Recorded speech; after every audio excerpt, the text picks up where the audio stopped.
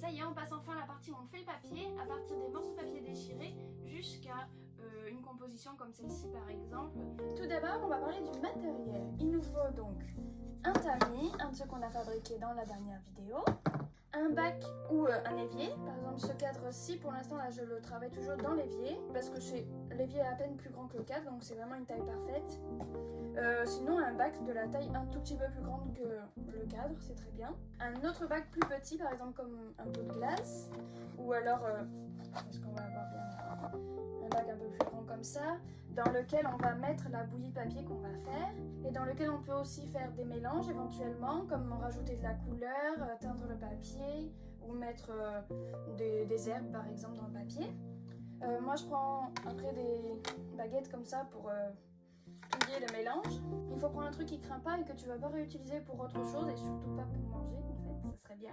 Il faut au moins une grande serviette qui va te servir en fait à éponger un peu de l'eau avant de mettre la feuille à sécher. Une serviette pareil qui craint pas et qui est faite exprès pour ça parce qu'elle va peut-être être tachée, teintée, etc. Et un petit tissu fin qui ne craint pas non plus, hein, qui va être mis par-dessus le papier pour éponger. Une éponge, toujours pour éponger. Enfin, il nous faut la matière première, les papiers. Des papiers de brouillon, de magazines, mais qui sont pas...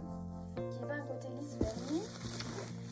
Après, tu peux essayer avec plusieurs types de papiers différents, hein, des papiers piano, plein d'autres. On passe maintenant à la réalisation. Tu commences par prendre ton papier, tu le mets dans ton blender, tu mets de l'eau. Il faut bien mettre assez d'eau pour que ça risque pas de bloquer ton mixeur. Et aussi, n'hésite pas, de toute façon, il n'y a jamais trop d'eau, puisque l'eau ensuite sera épongée, et puis que de toute façon, on va le plonger dans un bac d'eau encore plus grand. Ensuite, tu mixes ton papier et tu obtiens une espèce de bouillie comme ça. Là, j'ai pris majoritairement des papiers blancs avec écrit en noir dessus, donc ça donne quelque chose de bien gris. Tu prends ta bassine, tu verses ton papier dedans. C'est à ce moment-là que tu peux ajouter de la peinture, de l'encre, des épices ou encore plein de choses pour teindre ton papier d'une couleur particulière. Pour cette fois-ci, moi je vais mettre un peu de peinture blanche diluée avec de l'eau. Je vais mélanger en avance pour pas que ça va dépater à certains endroits et rien du tout à d'autres. Là c'est de la peinture acrylique. Si tu veux faire du papier blanchi, tu peux utiliser en fait de l'eau de javel. C'est ce que beaucoup de gens semblent utiliser quand je regarde sur internet, de l'eau de javel pour blanchir les papiers, qu'ils soient faits avec des papiers recyclés ou avec des feuilles ramassées dehors. Mais moi j'utilise pas du tout de javel, j'aime pas ça déjà pour ma maison, donc j'ai pas envie d'acheter des pots de javel juste pour faire ça, alors que je vais très peu m'en servir et que non, j'aime pas la javel, donc je fais avec ce que j'ai à la maison.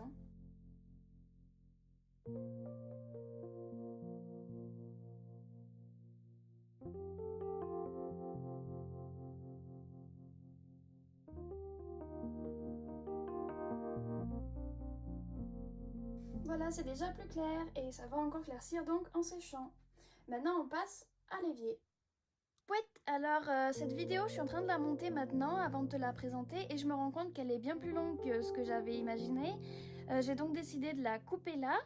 Là, t'as vu comment on fait la pâte à papier, elle est terminée. Et je te montrerai alors la semaine prochaine la suite de comment on met en forme le papier avec les fleurs et tout. C'était pas prévu, donc ça fait un petit peu brouillon, mais bon, tant pis, on fera mieux la prochaine fois.